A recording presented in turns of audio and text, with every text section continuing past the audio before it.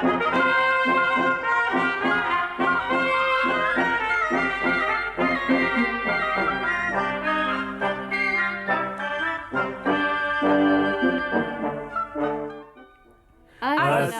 वालेकुम। लो भाई, शाहीन क्लब शुरू होता है और ये तो तुम सबको मालूम होगा कि रमजान आ गए हैं। अच्छा, कहाँ है? अंदर बुलाइए। सिद्धू भाई, ये आपके दोस्त मोहम्मद रमजान की बात नहीं हो रही, बल्कि रोजों के महीने रमजान की बात हो रही है। ओह, मैं समझा वो आ गया कहीं से। कौन? रमजान, मेरा मतलब है मोहम्मद रमजान। ये कौन सा दोस्त है आपका सिद्धू भाई? आबिदी भाई, रमजान मेरा बचपन का दोस्त है। हम दोनों साथ खेलते थे, साथ पढ़ते थे, साथ शरारतें करते थे और साथ मार खाते थे। जी नहीं अंकल लाडले, मुझे याद है उस रमजान की वजह से मैंने कई बार मार खाई और वो दूर खड़ा खड़ा देखता रहा। कैसे? नुसरत आपा, स्कूल में रमजान मुझे बहुत सताता था। मगर वो आपको क्यों सताता था? क्योंकि मैं उसे सताता था। अच्छा, तो क्या हुआ सिद्धू भाई? आबिदी भाई, रोज़ों का महीना था। मोहम्मद रमज़ान मुझे बहुत परेशान कर रहा था। हमारे दीनियात के मौलवी साहब हाथ में छड़ी लिए टहल रहे थे। मैं उनके पास गया और कहा, मौलवी साहब, रमज़ान मुझे बहुत सताता है, मुझे रमज़ान से नफरत है। मेरा ये कहना था कि मौलवी साहब ने छड़ी उठाई और मुझ पर टूट पड़े। इस किस्म के नामों में यही मुश्किल होती है। मेरा एक दोस्त था जुमा, हर हफ्ते हमारे घर आता था। एक मर्तबा उसने पैगाम भिजवाया कि नहीं आ सकेगा। मैंने वालिद साहब को बताया कि अब्बा जान, इस हफ्ते जुम्मा नहीं आएगा। फिर क्या हुआ? अब्बा जान ने फौरन टेलीफोन करके दिमाग के एक डॉक्टर को बुला लिया। अरे साहब, ये तो कुछ भी नहीं है। मेरे एक दोस्त का नाम था इस्लाम। जी, क्या नाम था? इस्लाम जी। एक रोज मैं शहर के सबसे बड़े मैदान में एक बहुत बड़े जलसे में गया। हजारों लोग जमा थे और तरह तरह के नारे लगा रहे थे। अच्छा। अचानक मेरी नजर इस्लाम पर पड़ी। वो बहुत दूर खड़ा था। मैंने जोर से आवाज दी, इस्लाम। सारा मजमा चिल्लाया, जिंदाबाद। मैंने मजमे की गलतफहमी दूर करने के लिए दोबारा आवाज दी, भाई इस्लाम। इस पर मजमा क्या चिल्लाया? भाई जिंदाबाद। जब मैं छोटा सा था, अम्मी मुझे चांद कहती थी। मुझसे बेहद मोहब्बत करती थी। अच्छा। और दिन भर मुझे आवाजें दिया करती थी, चांद ये खा लो, चांद ये पी लो। यही रमजान का महीना था, बल्कि आखिरी रोजा था और मैं नहाने के लिए नहर पर गया हुआ था। इतने में मेरे कुछ दोस्त घर पहुंचे और अम्मी से कहा कि हम नहर की पंचक्की पर चढ़े थे, मगर हमारे चढ़ने से पहले ही चांद डूब गया। ये सुनते ही अम्मी को गश आ गया। बड़ी मुश्किल से होश में आई तो दोस्तों ने उन्हें बताया कि वो ईद के चांद की बात कर रहे थे। फिर जब उन्होंने अपने चांद को जिंदा सलामत देखा, तब उनकी ईद हुई। वाह वाह वाह वाह, खूब याद दिलाया आपने अंकल लाडले। ईद के चांद की बात सुनकर आज सिकंदर बावर्ची याद आ गया। सिद्धू भाई, वो चांद नजर आते ही हलवा पकाता होगा? जी नहीं। जाफरानी सिवैयां पकाता होगा? जी नहीं। चलिए एक और मौका दिया। अच्छा, आप तो मोटा सा चश्मा लगाते थे, उसे चांद साफ नजर आता होगा? जी नहीं, मेरा मतलब है जी हाँ। कमबख्त की निगाह इतनी तेज थी कि सारे शहर में सबसे पहले ईद का चांद उसे नजर आता था। सिद्धू भाई, आप कोशिश नहीं करते होंगे? अरे साहब, करता था। चांद देखने के लिए शाम होते ही अपने घर की छत पर चढ़ जाता था। क्या वहाँ से चांद नजर आता था? चांद तो कम, मौलवी गुफरान की छत ज्यादा नजर आती। तो सिद्धू भाई, ये कहिए कि आप 2 चांद देखते थे? जी हाँ। सिद्धू भाई, आप 2 चांद देखते थे? सच पूछिए तो 3। वो कैसे? अब्बा हुजूर सामने मैदान में खड़े होते थे और वो बिल्कुल बगैर बालों के थे। बड़ी धूम होती होगी। जी हाँ अंकल, लोग छतों पर, मीनारों पर, ऊंचे दरख्तों पर और सामने वाली पहाड़ियों पर चढ़ते थे, मगर साहब चांद सबसे पहले सिकंदर बावर्ची को ही नजर आता था। वो भी किसी खंबे पर चढ़ता होगा? जी नहीं, اس کی تو یہ شان تھی کہ باورچی خانے میں بیٹھا مسالہ پیس رہا ہے کہ وہیں سے اسے چاند نظر آ گیا، اوہو۔ چولہے کے پاس بیٹھا گوشت بھون رہا ہے کہ چاند نظر آ گیا، ارے واہ، آٹا گوندتے گوندتے چاند دیکھ لیتا تھا۔ واہ۔ ایک روز تو لکڑیاں گیلی تھیں، باورچی خانے میں دھواں بھرا ہوا تھا، کمبخت کی آنکھوں سے پانی بہ رہا تھا، اسی حالت میں اسے چاند نظر آ گیا۔ واہ۔ بہت تیز نگاہ تھی۔ لوگ اس سے کہتے ہوں گے کہ ہمیں بھی چاند دکھا دو۔ جی ہاں، چاند دیکھنے کے شوقین پہلے ہی سے ہمارے گھر کے آگے جمع ہو جاتے تھے۔ اچھا۔ جو ہی سکندر باورچی کی نگاہ چاند پر پڑتی، وہ لوگوں کو چاند دکھانے کے لیے باہر نکل آتا۔ اچھا۔ مگر کیسے دکھاتا تھا چاند وہ؟ کبھی کہتا تھا، وہ دیکھو چمچے کی سیدھ میں، کبھی کہتا، بالکل چمٹے کی لائن میں، وہ دیکھو میری چھری کے سیدھ میں، اور کبھی کہتا، ادھر دیکھو جدھر میری کفگیر ہے، وہ دیکھو وہ عین بیرن کے اوپر ڈوئی کے نیچے۔ سدھو بھائی، کبھی آپ نے بھی اس کی مدد سے چاند دیکھا؟ جی ہاں نصرت آپا، دیکھا، مگر اس کے بعد چاند دیکھنے کی حسرت نہیں رہی۔ ارے کیا مطلب سدھو بھائی؟ ارے صاحب، اس روز سکندر باورچی لوگوں کو چاند دکھانے باورچی خانے سے تو نکل آیا، لیکن چمچے اور چھری اندر بھول آیا۔ میں نے کہا، سکندر ذرا مجھے بھی دکھاؤ چاند کدھر ہے۔ اب پتہ ہے اس نے چاند کیسے دکھایا؟ کیسے دکھایا؟ کہنے لگا، وہ جو درخت ہوا سے ہل رہا ہے اس کی پھنگل کے اوپر، وہ دیکھو وہ جو فاختہ اڑ رہی ہے اس کی دم کے پیچھے، وہ ادھر جو بندر ایک درخت سے دوسرے درخت پر چھلانگ لگا رہا ہے اس کی بغل میں، وہ جو چیل کے پنجے سے چھوٹ کر چوہا گر رہا ہے اس کے نتھلوں کے اوپر۔ ارے صاحب تو نظر آ رہا ہے میاں۔ کہاں دکھ رہا ہے؟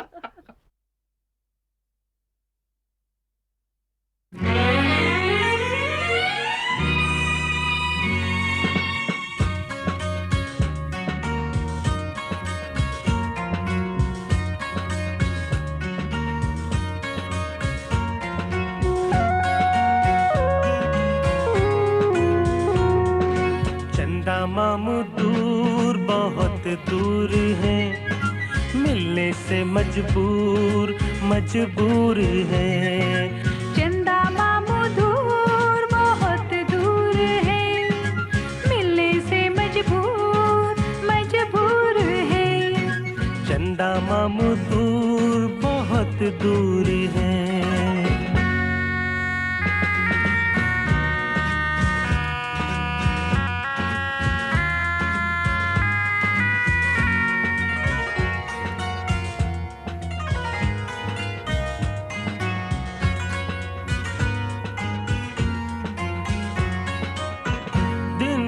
دور چلے جاتے ہیں، شب میں روشنیاں لاتے ہیں، چاند میں ایک بڑھیا رہتی ہے، اچھے بچوں سے کہتی ہے، چندا ماموں دور بہت دور ہے، ملنے سے مجبور مجبور ہے۔ چندا ماموں دور بہت دور ہے۔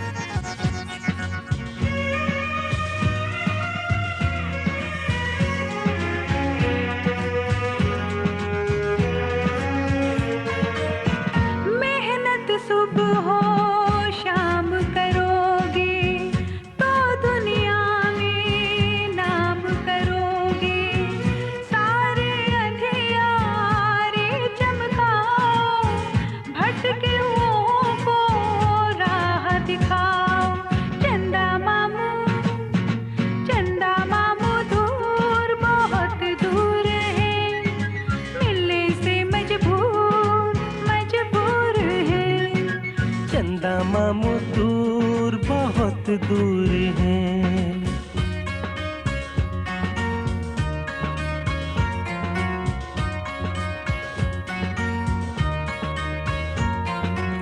प्यारे बच्चों, पता है चंदा मामू ने आपके लिए क्या पैगाम भेजा है? इल्म का उजियारा फैलाओ, दुनिया भर के तुम काम आओ। इल्म का उजियारा फैलाओ, दुनिया भर के तुम काम आओ। इल्म का उजियारा फैलाओ, दुनिया। ये नगमा जो तुमने सुना इसमें आवाज़ें फातिमा जाफरी और इमरान नाशाद की थीं। ये नगमा लिखा था शरीफ कमाल उस्मानी ने और इसकी तर्ज बनाई थी अहमद रुश्दी मरहूम ने। और इसकी फरमाइश की थी सिकंदर बावर्ची ने। अच्छा भाई, अब एक मज़ेदार बात सुनो। शाहीन क्लब सुनने वालों की तादाद तो पता नहीं कितनी होगी, लाखों में तो ज़रूर होगी। हर महीने के बीच में हम अपने उन सुनने वालों को सालगिरह की मुबारकबाद दिया करते हैं जो उसी महीने पैदा हुए थे। किसी किसी महीने तो सालगिरह मनाने वालों की फहरिस्त बहुत ही लंबी होती है, लेकिन क्या तुम यकीन करोगे कि इस महीने यानी मई में सालगिरह मनाने वाले हमारे सामीन की तादाद बहुत ज़रा सी है। हाँ भाई, इस महीने सालगिरह मनाने वाले हमारे सामीन की फहरिस्त में सिर्फ 3 नाम हैं और वो तीनों लड़कियां हैं। है ना अजीब बात। 27 मई को यूपी के शहर बलिया में मोहम्मद कमाल अख्तर की छोटी बहन फिरोज़ा की सालगिरह मनाई जाएगी। और 2 मई को कराची में अंबर अफशां की नन्ही भतीजी सितवत नायाब अख्तर की पहली सालगिरह मनाई गई। अरे साहब, 4 मई को तो खुद अंबर अफशां की सालगिरह मनाई गई। ओह। मुबारक हो फुप्पी। अच्छा भाई, अल्लाह करे तुम सब खुश रहो और तरक्की करो, नाम पाओ। सिर्फ यही नहीं, फूफी अंबर अफशां का एक खत भी आया है। अच्छा, अंबर अफशां शाहीन क्लब की बहुत पुरानी सुनने वाली हैं, यानी उस वक्त से सुनती आ रही हैं जब खुद हम भी छोटे छोटे थे। हाँ, तो क्या लिखती हैं? जी, लिखती हैं कि मेरी उस खता का नाम तो बता दें जिसके सबब आप मुझसे इस कदर नाराज़ हैं कि ना तो खत का जवाब देते हैं, ना ही कोई प्रोग्राम गाइड भेजते हैं और ना ही नए साल का कैलेंडर भेजा जाता है। माना कि आपके प्रोग्राम में नए नए फूल खिले हैं, मगर पुराने फूलों को आप यूं फरामोश तो ना करें। अगर आइंदा मेरे ख़त का जवाब ना मिला तो मैं बिल्कुल बिल्कुल बात नहीं करूँगी। ओह, फिर आप चाहे जितनी बार मनाए, मैं नहीं मानूंगी। अंबर अफशां, तुम जो कहती हो कि हमारे ख़त, प्रोग्राम गाइड और कैलेंडर तुम्हें नहीं मिलते, तो इसके जवाब में हम ये हरगिज़ नहीं कहेंगे कि चल झूठी। तुम ही बताओ कि हम जो चीज़ें भेजते हैं वो तुम्हें कैसे मिलेंगी, जबकि खुद एक मरतबा हम तुम्हारे घर गए और तुम्हें नहीं मिले। और साहब, इसका भी बहुत दिलचस्प वाक़या है। पिछले साल हम कराची में थे और हमारी किताब कुतुबखाना की रस्म इजरा थी। उसमें अंबर अफशां और उनकी बहनें भी आई हुई थीं और हमसे वादा ले गई थीं कि किसी दिन हम उनके घर आएंगे और हलवा भी खाएंगे। चुनाचे यही रमज़ान के दिन थे और जब हमें यकीन हो गया कि अब इफ्तार का वक्त करीब है और मज़े मज़े की चीज़ें खाने को मिलेंगी, तो हम कराची के मुस्लिम टाउन पहुँचे और बेचारे महल्ले वाले इतने अच्छे थे कि उन्होंने बिल्कुल ठीक नंबर वाले मकान पे हमें पहुँचा दिया। हमने कहा कि अचानक हमें देखकर सब बहुत खुश होंगे और बहुत मज़ा आएगा, और अब हमने घंटी का बटन दबाया। 1 बार, 2 बार, बार बार दबाया। उसके बाद हमने दरवाज़ा खटखटाया। फिर तो हमने पत्थर उठाकर लोहे का गेट बजाया और आखिरकार ये हुआ कि मोहल्ले वाले निकल आए और हमसे बेचारे इजहार हमदर्दी भी करने लगे। और बगल के मकानों में रहने वालों ने तो बताया कि यहाँ कोई अंबर अफशां नहीं रहती। अब हम बहुत शर्मिंदा हुए। मोहल्ले वालों से हमने माफ़ी मांगी। बेचारे इत्मीनान से बैठे टेलीविज़न पे नीलाम घर देख रहे थे। उस वक्त हमारी वजह से उनके आराम में खलल पड़ा कि अचानक एक छोटा सा लड़का हमारे पास आया और गर्दन ऊंची करके बोला, अंकल, आप अंबर अफशां को ढूंढ रहे हैं ना? हमने खुश होकर कहा, हाँ हाँ हाँ। लड़का बोला, वो सामने वाले मकान में रहती हैं। बस साहब, अब न सिर्फ हम चले बल्कि हमारे साथ सारे मोहल्ले वालों का जुलूस भी चला कि ज़रा देखें तो अंबर अफशां कैसी होती हैं। वहाँ जाकर दस्तक दी। एक साहब बाहर आए तो हमने बड़े तपाक से सलाम किया और कहा कि हम लंदन से आए हैं और अंबर अफशां से मिलना चाहते हैं। वो बोले, लंदन से? हमने कहा हाँ। वो बोले, अंबर अफशां से मिलने? हमने कहा हाँ हाँ। अब कभी वो हमको कभी अपने घर को देखते थे और फिर वो ये कह के अंदर चले गए कि ठहरिए, अभी लाता हूँ अंबर को। और ज़रा देर बाद वो बाहर आए तो हम क्या देखते हैं कि उनकी गोद में उनकी नन्ही सी बिटिया, आँखों में काजल भरा हुआ, भीगे हुए बाल खूब जमे हुए, गर्दन पर ढेरों टेल्कम पाउडर, कलाई में काला डोरा बंधा हुआ, माशाल्लाह खूब मोटी मोटी कलाइयाँ, मोटे मोटे पैर और छोटी छोटी गोल गोल उनकी उंगलियाँ। कहने लगे इनसे मिलिए, ये हैं बर्फशां, यही है ना? हमने कहा जी हाँ हैं तो यही, अलबत्ता अभी 20-21 दिन पहले मिली थी, उस वक्त से अब ये ज़रा छोटी हो गई।